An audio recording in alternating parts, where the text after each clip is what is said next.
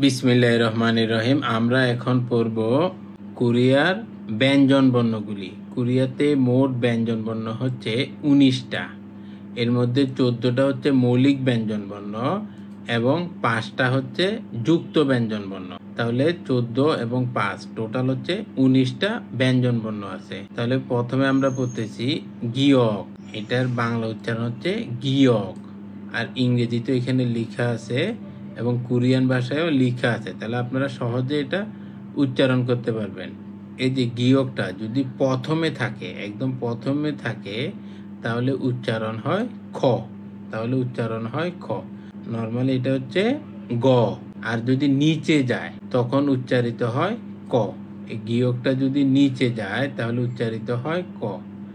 যেমন দেখেন, এই যে এখানে নিচে চলে গেছে গিয়কটা, তাহলে এটার উচ্চারণ হবে ক, কারণ এটা শেষ হচ্ছে ক দিয়ে। নিচের উচ্চারণটা হয় সবসময় এই যে শেষেরটা দিয়ে।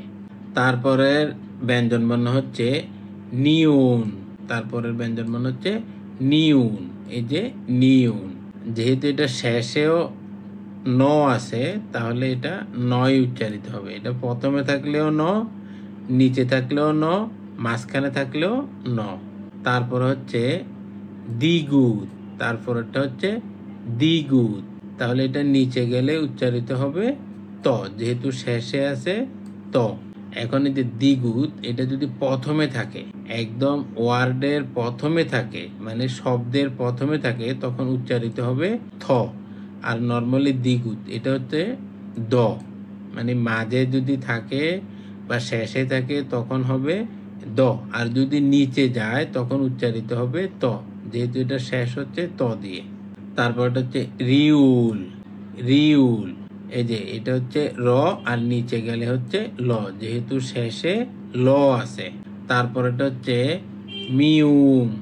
মিউম, এই যে চার কোনায়, সেটা হচ্ছে মিউম। তাহলে এটা হচ্ছে ম। এটা প্রথমে থাকলেও ম, শেষে থাকলেও ম, নিচে গেলেও ম। তারপরে হচ্ছে বিউব। বিউবটা যদি প্রথমে থাকে তাহলে উচ্চারিত হবে ফ। বিউব যদি প্রথমে থাকে তাহলে উচ্চারিত হবে ফ। আর যদি মাঝে বা শেষে থাকে তাহলে হবে ব, আর যদি নিচে যায় তাহলে হবে প। যেহেতু এখানে প আছে তাহলে এটা নিচে গেলে হবে প। তারপর এটা হচ্ছে শিউত। শিউত মানে দৈন্তাস্য, আর নিচে গেলে হবে ত। আর এটা হচ্ছে ইয়ং, মানে হচ্ছে অনুষ্কার। এটা যদি প্রথমে থাকে তাহলে উচ্চারিত হয় না, এটা যদি শেষে বা নিচে থাকে তখন উচ্চারিত হয়। এটা হচ্ছে আমাদের যে অনুষ্কার আছে সেটা, ইয়ং। তারপরটা হচ্ছে জিউত। জিউত, জিউত, এটা যদি প্রথমে থাকে, শব্দের প্রথমে থাকে, তাহলে উচ্চারিত হবে স।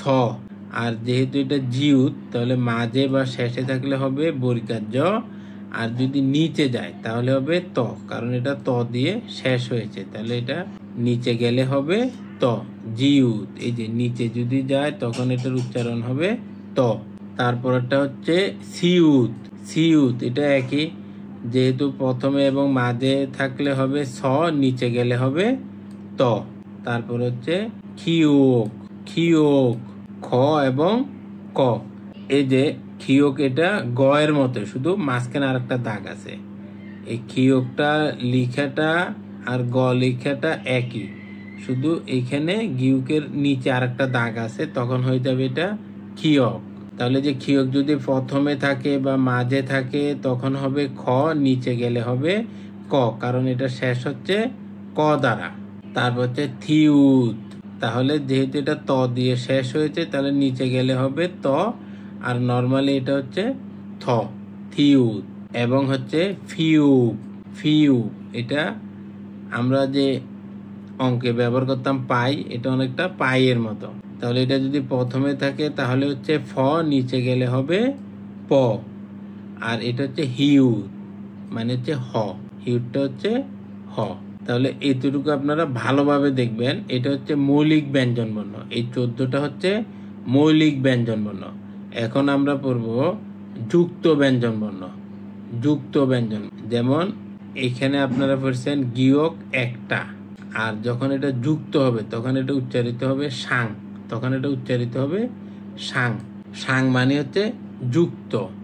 তাহলে এই যে সাং গিয়ক, দেখেন যখন একটা থাকে তখন শুধু গিয়ক, আর যখন দুইটা হয় তখন হবে সাংগিয়ক। সাংগিয়ক মানে এটা হচ্ছে ক, সাংগিয়ক মানে হচ্ছে এটা ক।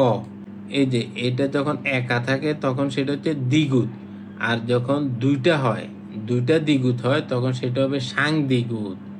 এই যে সাং দ্বিগুত, সাং দ্বিগুত মানে হচ্ছে ত, সাং দ্বিগুত মানে হচ্ছে ত। তারপর হচ্ছে বিয়োগ, বিয়োগ যখন একটা থাকে তখন হয় বিয়োগ, আর যখন দুইটা হয় তখন হয় সাং বিয়োগ। সাং বিয়োগ মানে হচ্ছে প, সাং বিয়োগ মানে হচ্ছে প। তারপর হচ্ছে সিউত, যখন দুইটা একসাথে হবে তখন হবে সাং সিউত। দুইটা একসাথে হলে বা যুক্ত হলে তখন সেটা হবে সাং সিউত, মানে হচ্ছে তালিবর্ষ বা দন্তাস্য।